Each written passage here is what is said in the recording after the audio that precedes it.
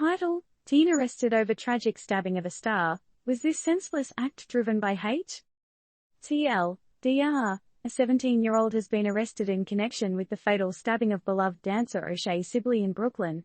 Authorities are looking into the incident as a potential hate crime. Friends and acquaintances of the victim express shock and grief over a verbal disagreement that turned fatally violent. In the heart of Brooklyn, the dance community and friends of O'Shae Sibley, a beloved 28-year-old dancer, are left stunned and heartbroken. Why would a simple argument escalate to a tragic fatal stabbing? Last weekend, a senseless crime occurred at a gas station, leading to the arrest of a 17-year-old suspect. The authorities are diving deep into this shocking incident and haven't ruled out the possibility of it being a hate crime. Hold on, a hate crime?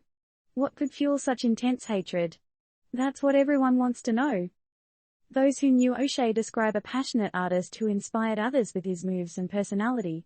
The kind of person who'd light up a room. The kind of person who'd never deserve this. But who does? Why would an argument turn into something so vile? As the legal machinery grinds on, we're left with more questions than answers. What was the real motive? Was this an isolated incident, or is this a part of a larger problem lurking beneath the surface of our society? Some real talk from a friend of O'Shea: it's not just the loss of a dancer, it's the loss of a friend, a mentor, a spark that made our community special. How can someone so young be driven to commit such a terrible act? Is it time to question what's happening with our youth? The 17-year-old suspect, whose identity remains undisclosed due to legal reasons, is yet to be charged. We wait, we wonder, we worry. Is this just another statistic or a wake-up call to address deeper societal issues? Hate crimes are nothing new, but when it strikes so close to home, we're left baffled and searching for answers. Friends and family of O'Shea continue to mourn, leaving us to reflect on the frailty of life, and how quickly things can change. The case stands as a harsh reminder that hate has no place in our community, but the question remains, are we doing enough to stop it?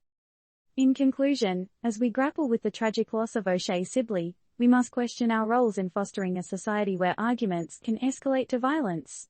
We must look inward and ask ourselves, are we contributing to a culture of hate or love? Isn't it time to ask the hard question, how do we prevent this from happening again? Disclaimer: this article does not provide any legal or personal advice. All information presented is factual and sourced from the provided URL. Turned Up News does not endorse or recommend any actions or opinions related to the content.